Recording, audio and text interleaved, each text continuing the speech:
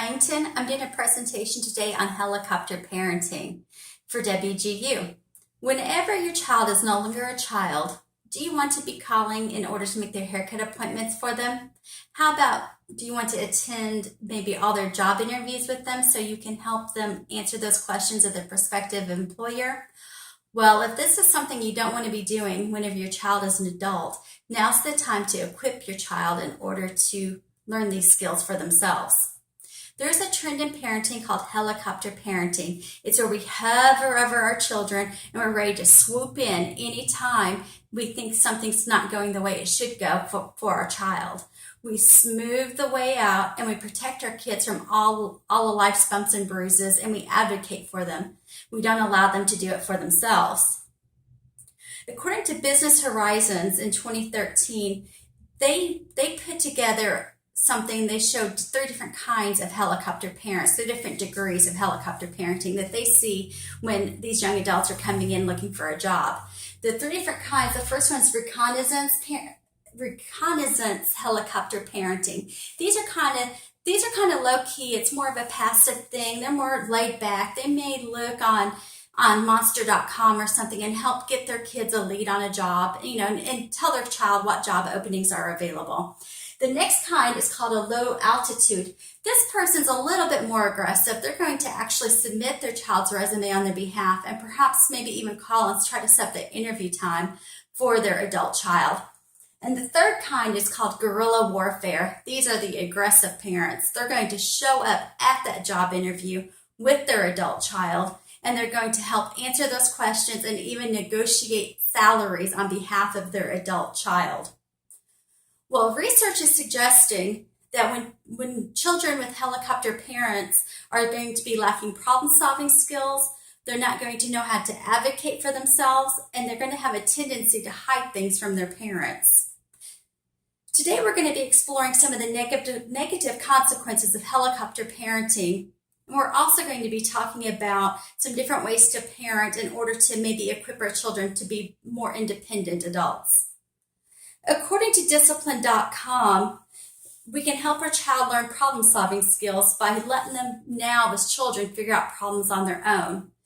What we can do is when our child comes to us and they're wanting us to help them, they have this problem and they need help. Hey, mom, hey, dad, what should I do with this situation? Don't answer the question for them. Let your child come up with 2 or 3 different choices they may have. Help them learn to weigh out the pros and cons of those problems and those different solutions. Let them make a decision, praise that decision, tell them how good of a job they did reaching that decision, and that's going to translate into them being able to solve problems for themselves when they're an adult. Another skill that will suffer from helicopter parenting will be their ability to advocate for themselves. Imagine your child's 22 years old. They just graduated from college. They have that shiny diploma up here on the wall. Things just going great. It's time for them to find their first full-time job. Imagine how it may be perceived by the human resource department of that corporation your child's applying for a job for, that instead of your child calling and seeking out job information, it's you doing it for them. I would imagine that the human resource department may think that your child has a problem advocating for themselves and using their own voice themselves. And instead of giving your child the leg up in that job hunt, because that's our goal, we want to help our child, what we probably did was just put a big strike against them in that prospective employer's eyes. So what can we do to fix this?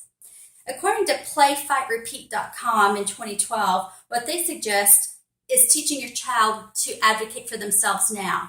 So the next time your child's on the playground and the other children aren't perhaps taking turns or being fair with things, don't intervene. Teach your child to use their voice and say, "Excuse me, it's my turn. I'm taking my turn now."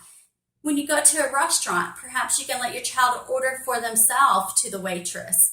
If their food comes out wrong in a way that they didn't order it, don't intervene. Let them speak to the wait staff and request it to be corrected. This is going to teach them to speak up for themselves, say what they want, explain what they want, communicate, advocate for themselves. It's going to help them use their voices when they're adults. The final thing I would like to say is that by hovering over our children, what we may be doing is making them more secretive towards us as parents. If your child feels like they have no sense of privacy in their home or in their life, they may want to keep something for themselves. This can manifest itself in different ways, like perhaps they may delete text messages so you don't go through their phone and read them. They may not tell you what's going on at school. Perhaps they're having a hard time in a class. Maybe they're even getting bullied or something. But they come home from school and, how was your day? How was your day? What's going on? What's going on? I'm going to go up to the school office and intervene on your behalf. That's going to shut your child down. It's going to make them want to be secretive towards you. What is suggested that you could do is sitting side by side with your child and perhaps doing a video game or a puzzle, coloring, whatever it is that your kid likes. Sit there and be quiet. Don't talk. Let your child set the tone for the conversation. And then what can happen is when your kid feels safe and relaxed, they might actually bring something up and tell you what's going on at school, let you know what's going on in their life. It might not happen right away. And if it doesn't, don't pry. Sit quietly. Let them set the tone. Worst thing, you're going to have is some quality time with your child.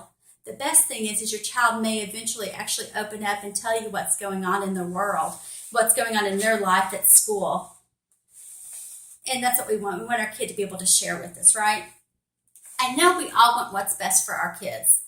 By letting them develop their problem-solving skills, teaching them to advocate for themselves, and also giving them a degree of privacy, we will help them to become strong, independent adults. This will lead to a path of success in their academic, professional, and personal lives. Thanks.